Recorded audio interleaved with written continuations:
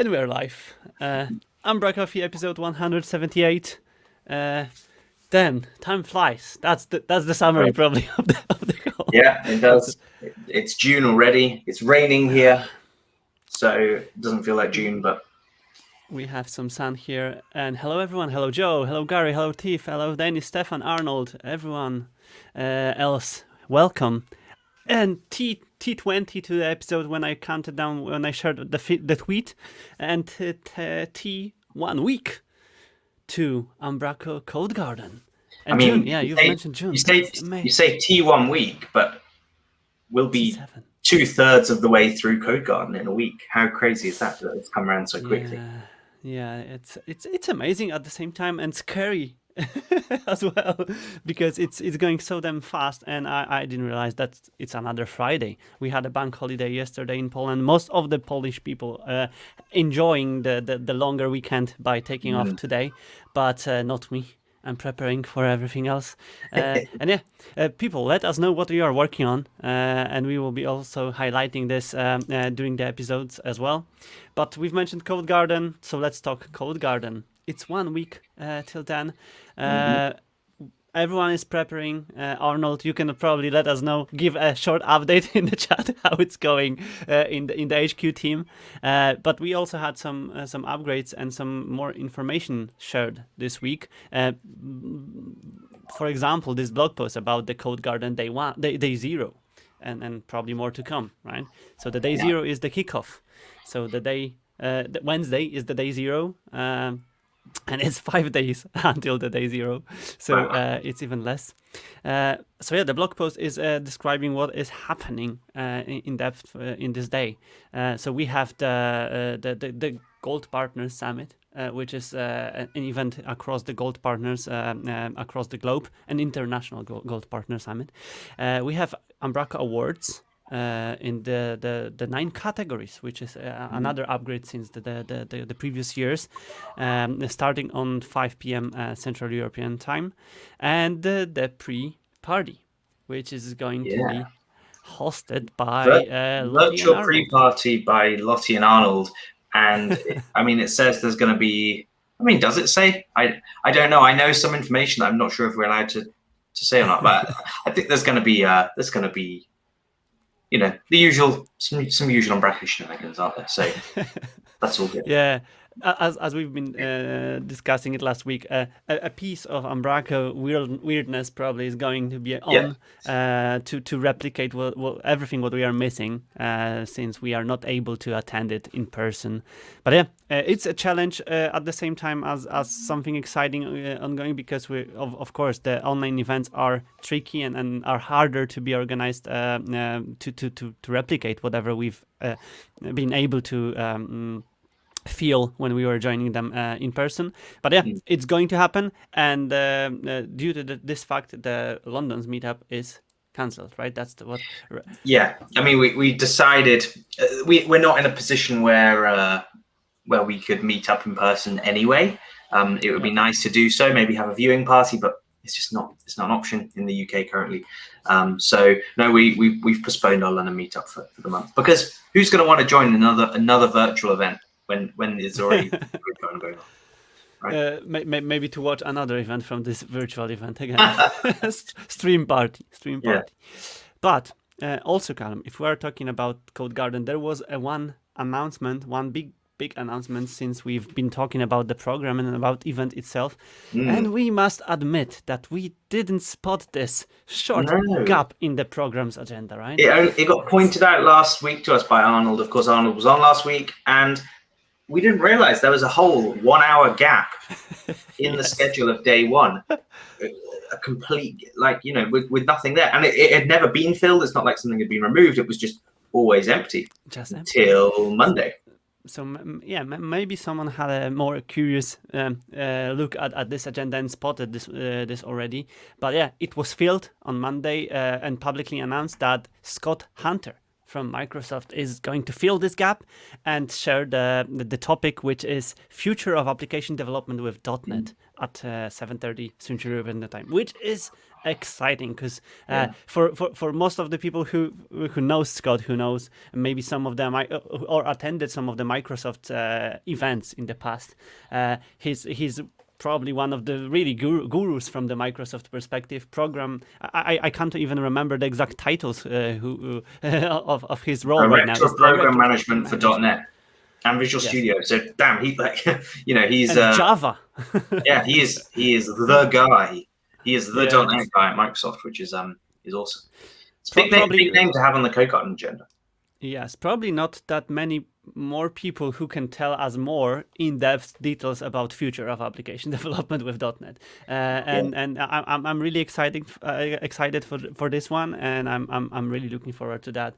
And I think again we've been talking about it probably 2 years ago when we were teased with some Microsoft people joining the agendas and some cross paths of Umbraco and .NET in general, that it's amazing to see those cross paths because, of course, not everyone can follow all of the .NET announcements, all of the .NET conferences, all of the C# stuff, and it's great to and conferences are for getting some insights and then exploring it further. And here it's amazing to see where it's going. And if Umbraco is going towards the core and the .NET future already, it's great to see where we can all go with this update. So amazing stuff, and more to enjoy probably after the talks.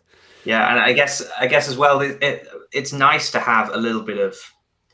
It's nice to have some different things. It's not all Umbraco, is it? And with V9 coming and .NET 5, it's going to open up a bunch of new things, or things that have probably existed for quite a while that we've not actually, as a community, yet had a chance to get our hands on for our work. And that's kind of the stuff Scott's going to talk about, I guess. I'm sure Blazor will come up. I'm still not sold on this. Not convinced. Not convinced, but it's growing on me a little bit.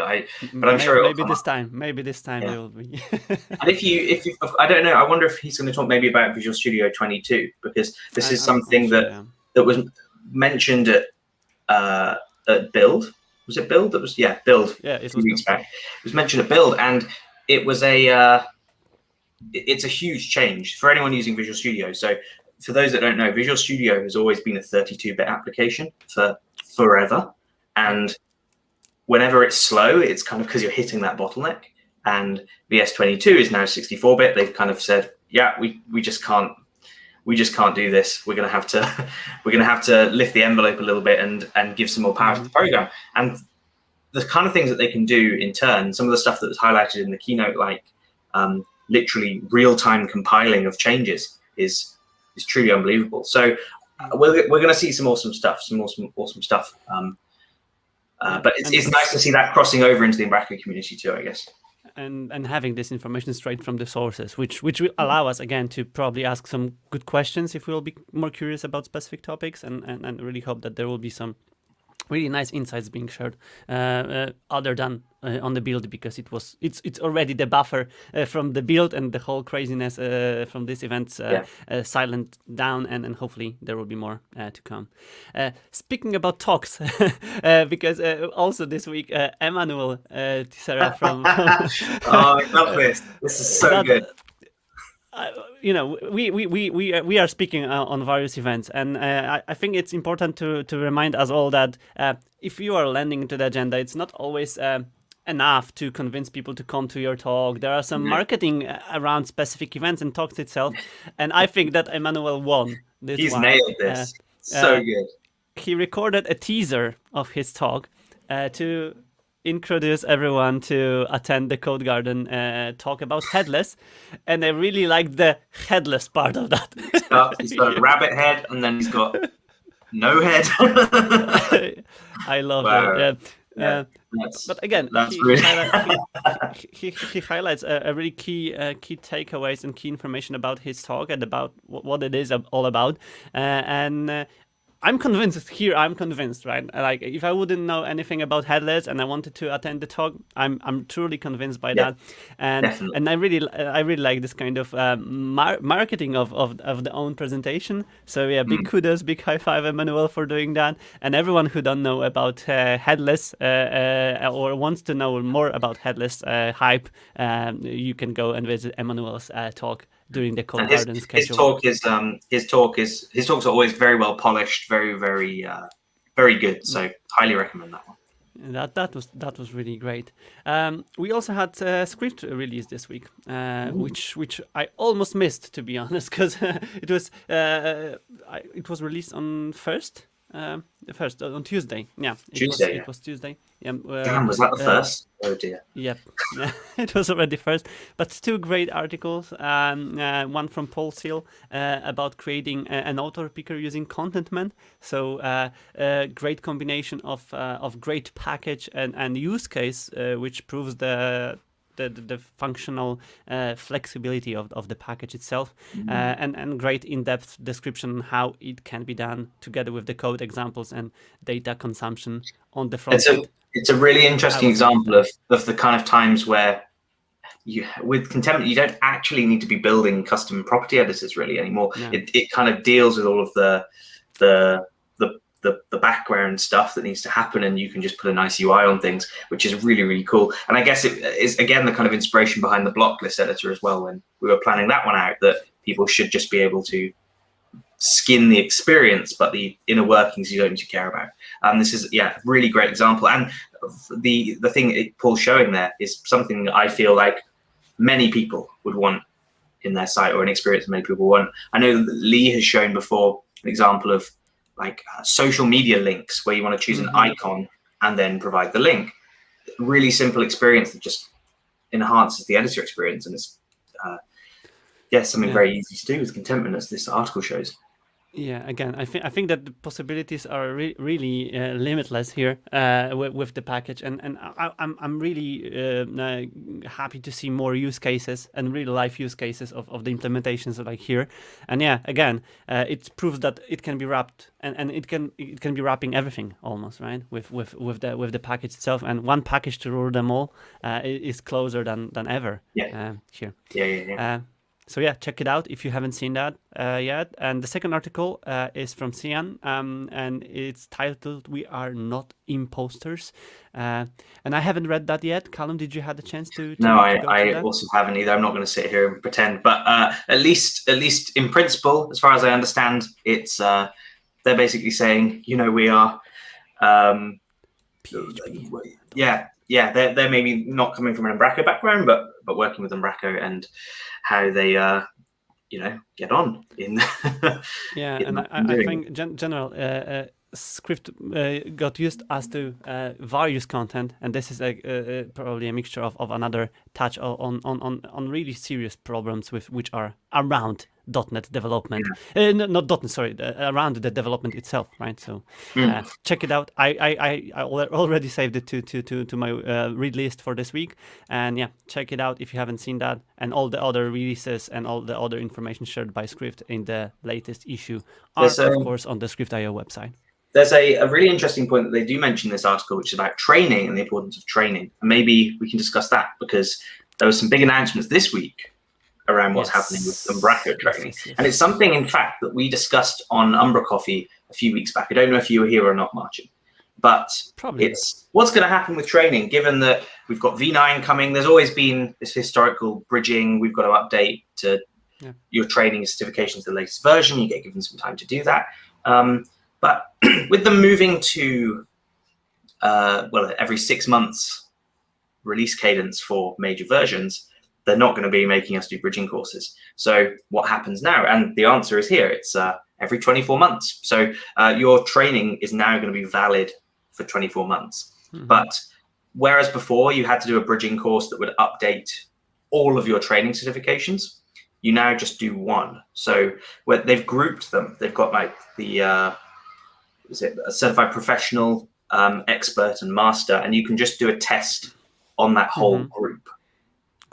Which I think is I think is a good idea. It's a bit more manageable. There's still going to be the bridging courses for V9 8 to 9. I think there's 4 of them. But then after that, no more bridging courses. It's going to be every 2 years. You've got to either do a test to refresh your knowledge, or take all the courses again if you really, really want to and want to spend all the money.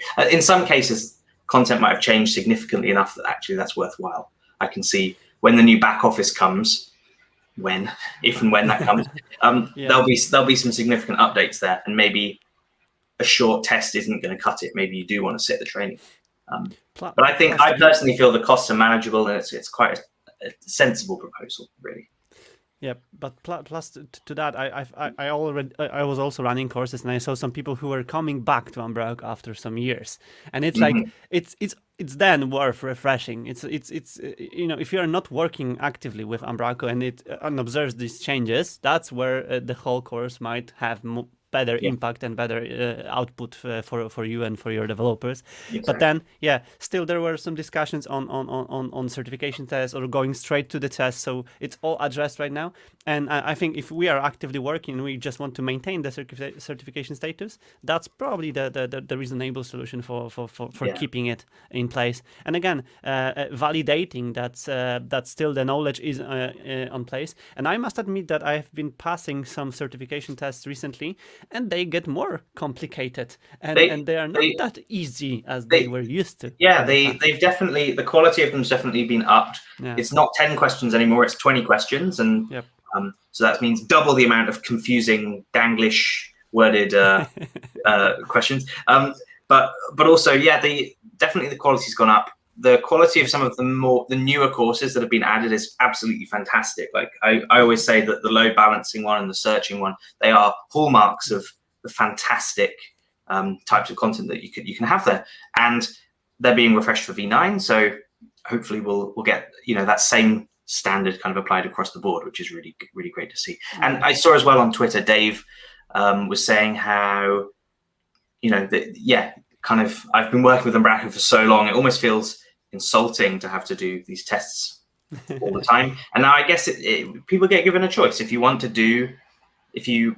go for the full master suite, or even go for the all 9 courses, and you want to keep that up, you're going to have to pay for it a bit.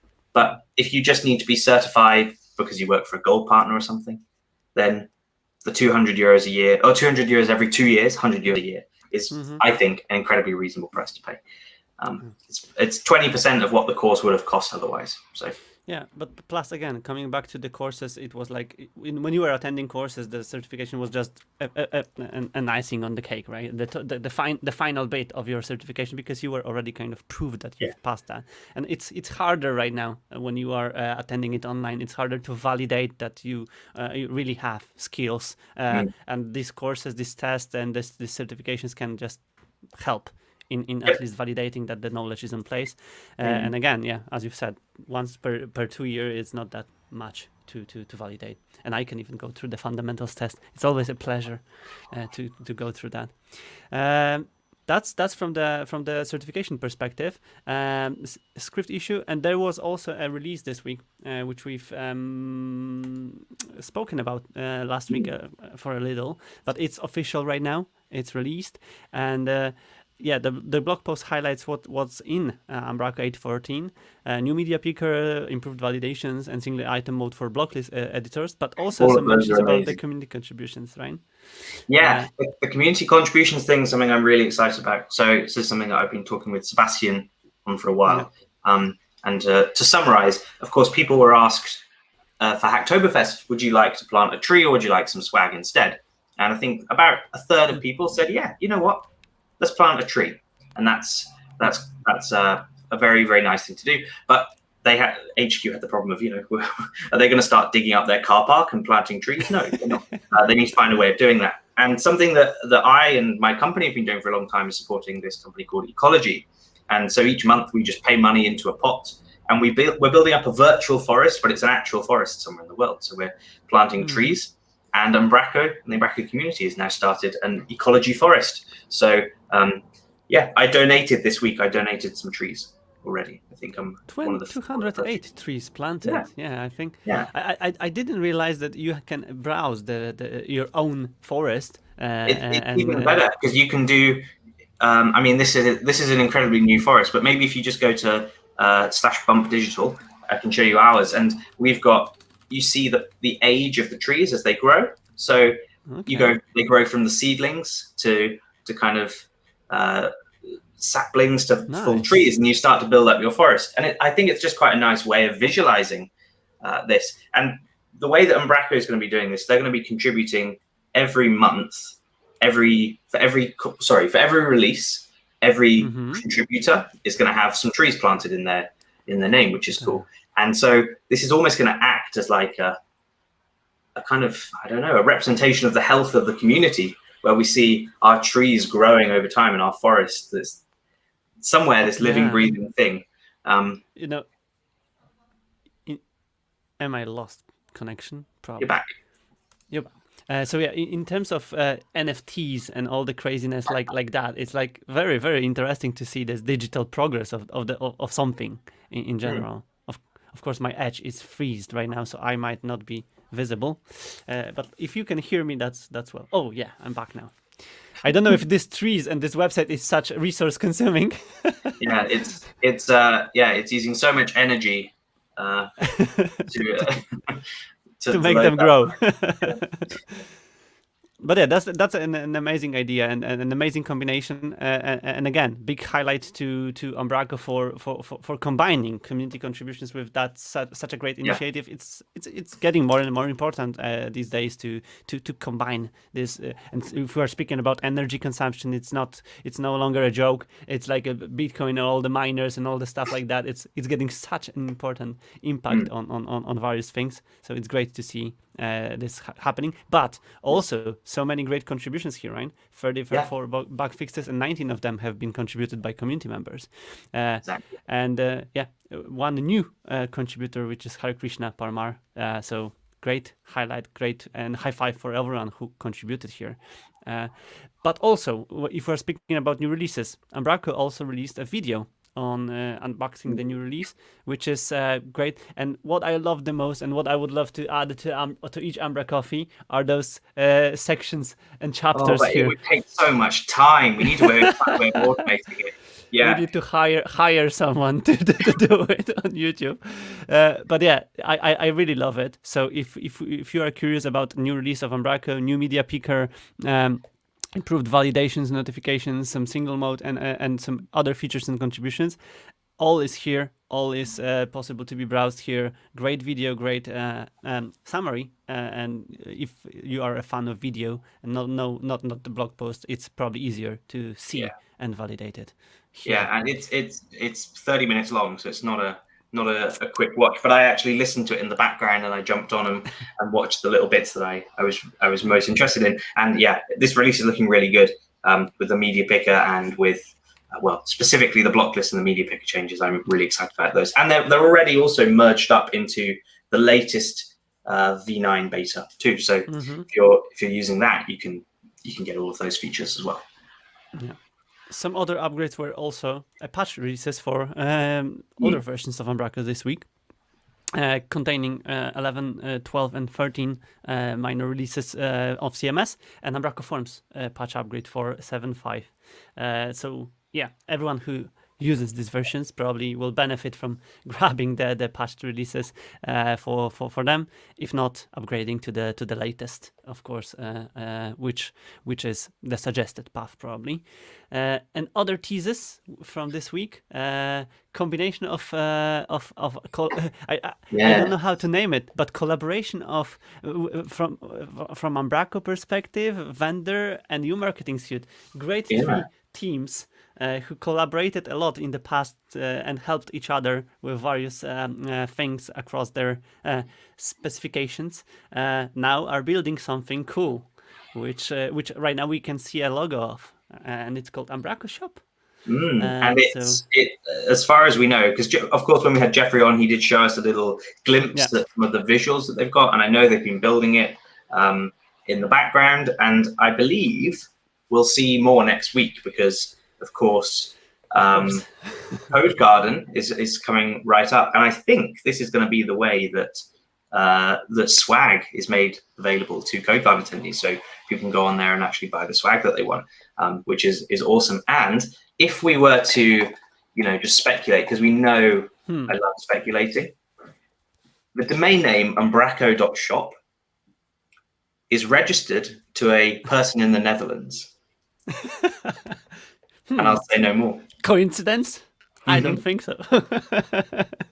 Yeah, but still, I was awaiting that, to be honest. All of my hoodies, due to the pandemic, are and multiple washes are no longer valid and fetching. So, really nice and tight. Yes, nice tight fit. Now, ideal for bicycle, but probably not for daily usage. But yeah, it was my personal tradition, to be honest, going for Codegarden, grabbing a new hoodie, some t-shirts, and then wearing them proudly for the whole year to get the next ones on the next year. We had a yearly gap. I've seen a sneak peek at some of the different types of swag that we're getting this year, and there's some different avenues that are being explored. We won't say any more till next week, but there's of course t-shirts, and I think maybe socks, as there has been before, but some new things too, hoodies, etc. So yeah, get your credit card ready, because it's going to cost you a lot, I think, all the things you want to buy. I hope international shipping and Polish postal office will handle that. I'm sure. It's always a challenge. It's always a challenge. But if Max arrived safely a couple of years back, that should be all fine. It should be fine. So yeah, let's see what it will happen next week. I wanted to say next year, next week. Packages. Some new package releases, which we've skipped, unfortunately, last week as well. But starting from the new one, new release 2.0 of configuration editor from Robert, which adds good configuration editor to the settings and allows us to edit some files in the config directory. Really useful. I was not using it in the past, to be honest, but it sounds like more packages like that will help in environments which are more closed. For some editorial accesses and some direct access. And yeah, I see use cases. There's definitely use cases. It's there were some questions on Twitter as well around security, the purpose of this package for V9, because config has changed completely. Where you can have config settings that are set by environment variables rather than app settings, for example. So there were some questions around how all that's going to play, and it did make me think that it's going to get a little bit more challenging to work out where something's set or configured. Is it a default? Is it an environment variable? Is it an app setting? So maybe this package, as it was for V7 and 8, doesn't belong in the same form, but maybe it's going to take on a slightly different path where it can highlight those things to us. But even if we're not treating it as an editor, it's probably good to have a configurational viewer for extremely trusted super admins in Umbraco back office or something like that. Because I think you don't want anyone getting your database credentials. Yeah, for example, but you want to see if you deployed or transformed or shipped the proper value for the specific property, for example. I'm really curious of that, and I would be probably definitely scanning and exploring possibilities of these packages and see if it will be useful. For sure. Another one shared previously was auto dictionaries package, which I didn't check it yet how it works, but it seems like it generates the dictionaries for static entries in the templates and allows you to replace it with the dictionary value. I'm a little confused as to how it. I'm a little confused how it gets to that point. Is it kind of reading the CSHTML files and deciding, hey, that's a hard-coded string, we'll pull that out for you, which would be awesome. Like it would be great. Yeah, you could arguably parse the HTML, find opening, closing tags with text in the middle, and pull those out into dictionaries. If that's what this does, that's really awesome. It's really awesome. if package owner of anyone who used it already can confirm that before we will test it, that would be awesome. But it seems like this is exactly what is done behind the scenes. It's really cool. Curious part, the interesting part is just how it parses the version, but it's open source, so we can check it out after the umbraCoffee, if I will confirm my account security. The last one on our list is Sift 8, packaged by Stuart here, and this one is for filtering of various data sources, which are built, from what I understood, on the front end layer here. Yeah, so it's kind of it does everything it needs to in the background, and then you get given a piece of JavaScript you can just drop in, and then you've kind of got full front end Ajax. Seems like something what we've been doing in some of the projects. So combining data in some maybe JSON string or file to then process it by the front-end libraries, and seeing power of some of front-end libraries and abilities of this layer. I see some use cases as well for that, and it seems like it ships an own library to combine this data and then allow us to filter and work it out. Interesting use case. Hopefully more people will find it useful for their projects and use it and share their knowledge as well. Indeed. Meetups are the next on our list. So we've mentioned that London's meetup is cancelled due to the pre-party, but there is Australian Umbraco meetup to recap. Codegarden set up already for June 16th. And the next one is also June 16th, Minneapolis, and they're going to take a look at Umbraco V9, which is nice. Yeah, so 2 meetups on the agenda. We'll mention and probably remind about them in the next week's episode as well. And the next on our list was some blog posts and some highlights on some various areas of Umbraco. And we can start from this tweet because it started some of the really nice discussions about hosting and managing. I'll be honest, I was incredibly surprised at responses from this. Yeah, I actually thought far more people were using Azure or kind of managed hosting than were using shared hosting plans or still running virtual private servers and things. I'm incredibly interested at the responses here, and a lot of people were saying that there was some kind of other threads that were sparked off this. A lot of people were blaming the cost of cloud hosting and these managed hosting plans for that. And a few people did jump to their defense saying, well, you don't have to manage a server and all these things. I'm just, if I put my client hat on and I see, it's $50 a month or something for hosting versus 10 for the shared or the whatever hosting. It's like, yeah, okay, it's a big difference. But I, as a developer, having maintained and managed servers in the past, that 50 is well worth it. And like we don't go near virtual machines anymore. Everything's app servers and stuff. We don't want to care about it. But it seems there's a very decent contingent of people still using those. And I personally wasn't aware. I've not checked any of my packages to make sure that they work on these platforms or anything.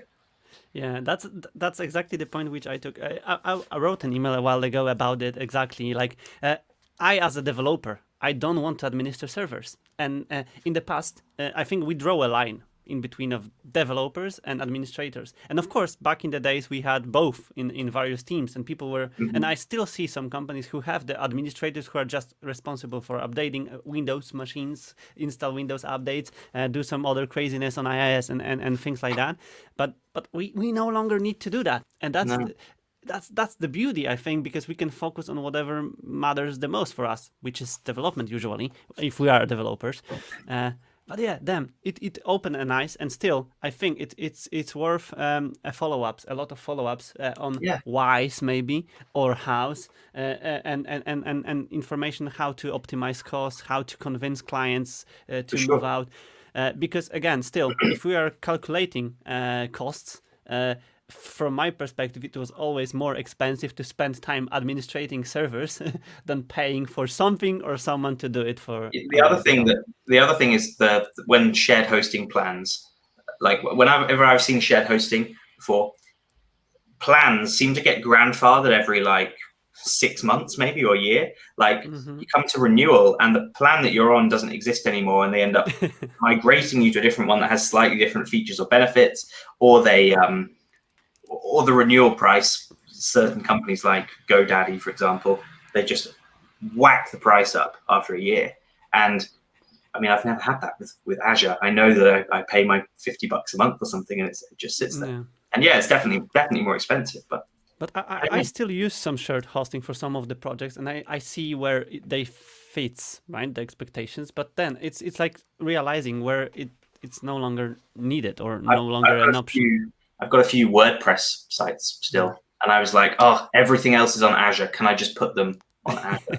And it turns out actually hosting WordPress on Azure is possible, but just not really fun. It's not that efficient as it is on various you other have to manage a load of stuff yourself, which is exactly the thing I'm using Azure not to do. So I think there's a time and a place.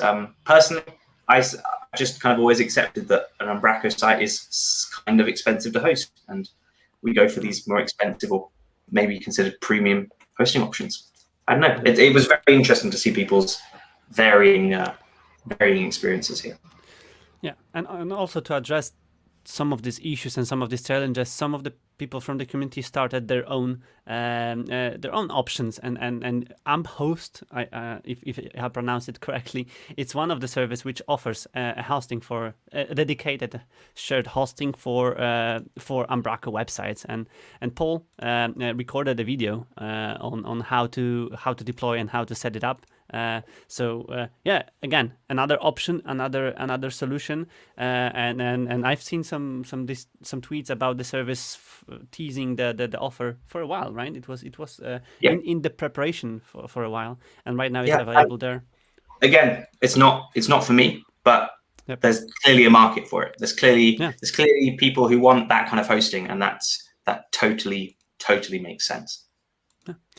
And here, I didn't realize it was also covering some Cloudflare connections. So I will rewatch this video, and everyone who is interested in a new way to host Umbraco websites, Paul already have a video for that. So great, great collab, and great to see that. Podcasts quickly. Package manifest episode 3. This was really great. I mean, as we come to expect, and they were joking after that. Oh, maybe Andy should join full time. Of course, very experienced package developer too. But yeah, this one talking about migrating to .NET Core, .NET 5, V9, everything that's involved. Andy, of course, sharing his experience on forms and deploy that he's been doing. Matt's obviously got a mammoth task with Vendor, which is a really big commercial product. And Kevin has got lots and lots of products as well. We've spoken to him about this before, haven't we, on umbraCoffee? But yeah, I highly recommend giving this one a listen. I think this 1 hour episode combines all of these blog series, all of these discussions, all of these challenges. Plus, of course, we can have a readable version of that following the references here. So if anyone plans to create or migrate package to support .NET Core V9 version, that's where everyone should go to see that. Another podcast in our community, Candid Contributions, released an episode 13 titled, of course, "Is it Codegarden yet?" And here they talked about pros and cons of virtual and in-person conferences. Of course, preluding Codegarden coming up next week, where they're all largely involved. Lottie's hosting the pre-party. Laura and Carol are moderating some of the unconference sessions, and Emma is of course now HQ, so she's involved in the keynote at the start of the Thursday as well. So yeah, they're all going to be very, very involved in that. But it was interesting to hear their differing views on in-person versus online events, and kind of how, well, I guess it'll be interesting to see next week to see how the event comes off, if it's got some of the same sort of vibes, or we can get some of that friendliness across. Yeah, we didn't mention that, but the Umbraco also released the information about the unconference sessions, and also information about the moderators of these sessions, which you've mentioned already. So yeah, that's also information on the agenda on the Umbraco Codegarden site. There's still a few moderators missing from some of the unconference sessions, so I'm wondering if there's still a few more to be announced. Maybe. But this is the list as of right now. Yeah, exactly. So yeah, go and check out the episode of Candid Contributions as well. And 3 blog posts to highlight at the end of the episode. A new U profile on Umbraco's site from June, which is Andrei, a very experienced Umbraco developer coming to the community from Ukraine. Working with Umbraco for 4 years, which is I thought it's long, but then I realized that I'm working with Umbraco for longer than 10 years already, which scared me a little. But then it's a story of another great community member who has a really amazing mug and thumbnail on Twitter. I did enjoy reading his story, actually, the fact that he was basically inspired by Dennis to get hang on, we'll do this, can't we? Dennis, we appreciate you. We love you.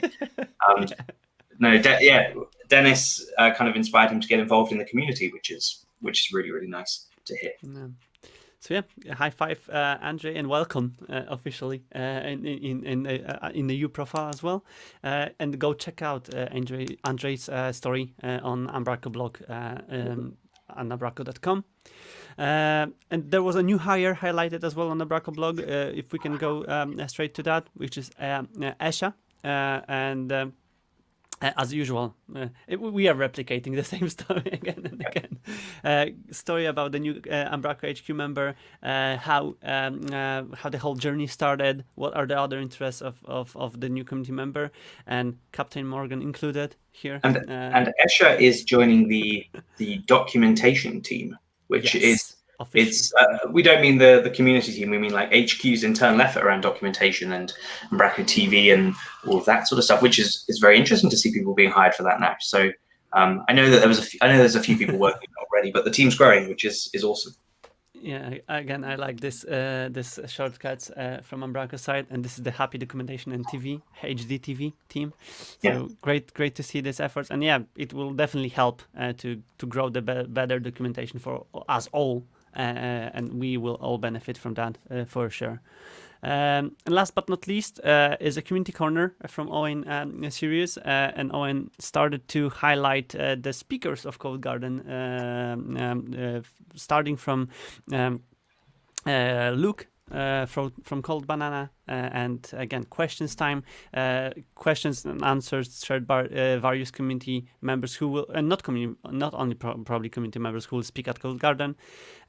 Hope to see more of them coming. And yeah, we can get to know speakers more thanks to this series and prepare for the sessions next week.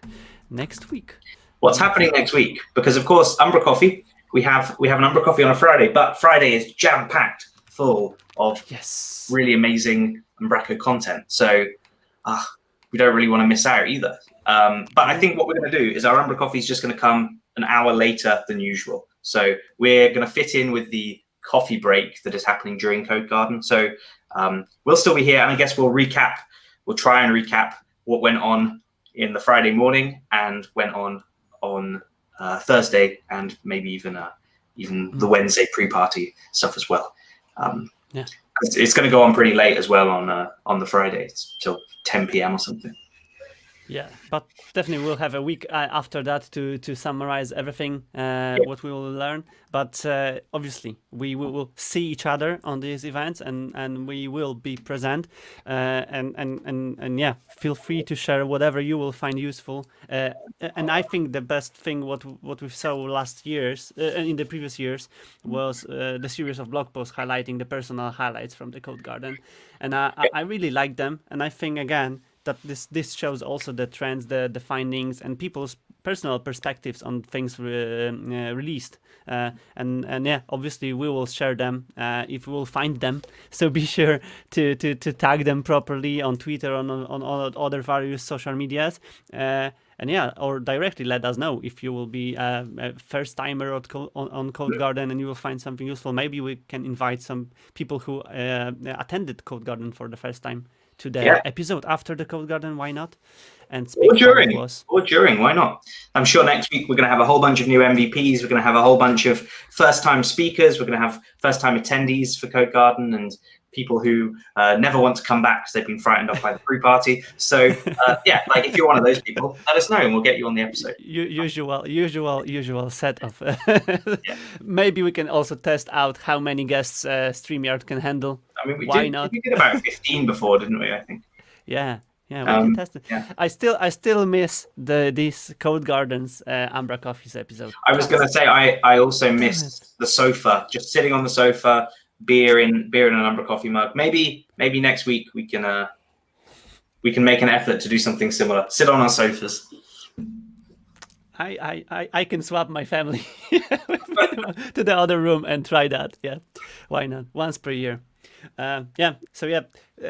Looking forward to the next week. I'm sure, like all of us, to the announcements, to all the MVPs, awards, and everything else, and great talks in the agenda. Fingers crossed for making it all going smooth and without any issues.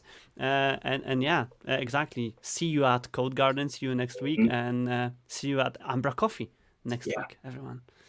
So yeah, Thanks for this week. Share, like, follow as usual, and yeah, we'll see each other next Friday.